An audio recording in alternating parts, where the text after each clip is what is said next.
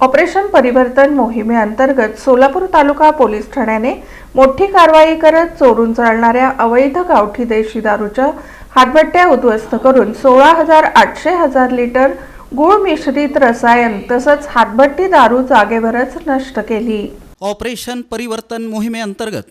Police अधीक्षक Atul Kulkarni, upper police अधीक्षक प्रीतम यावलकर, उपविभागीय पोलीस अधिकारी संकेत देवळेकर यांच्या मार्गदर्शनाखाली सोलापूर तालुका पोलीस ठाण्याचे पोलीस निरीक्षक राहुल देशपांडे यांनी विशेष मोहीम राबवून पोलीस ठाण्याकडील अधीनस्थ पोलीस अंमलदारांसह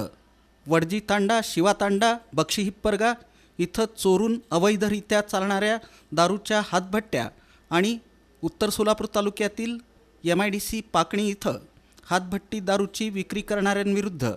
छापा टाकून कारवाई केली। या कारवाईत एकूण 8,85,820 रुपये किमतीचा मुद्देमाल जप्त केला असून त्यामध्ये 16,800 लिटर गुळ मिश्रित रसायन, हातभट्टी दारू,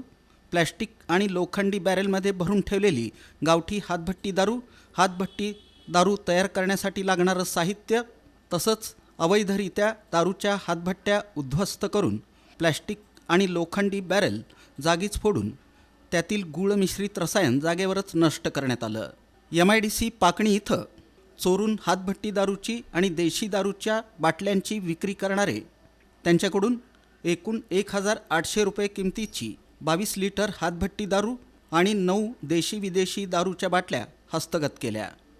चोरून अवैध दारूच्या हातभट्ट्या आणि दारूची विक्री करणाऱ्या एकूण 5 इसमांविरुद्ध महाराष्ट्र दारूबंदी कायदा कलम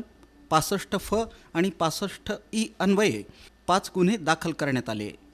ही कामगिरी पोलीस अधीक्षक अतुल कुलकर्णी, अप्पर पोलीस अधीक्षक प्रीतम यावलकर, उपविभागीय पोलीस अधिकारी संकेत देवळेकर यांच्या मार्गदर्शनाखाली सोलापूर तालुका पोलीस ठाण्याचे पोलीस निरीक्षक राहुल देशपांडे यांच्या नेतृत्वाखाली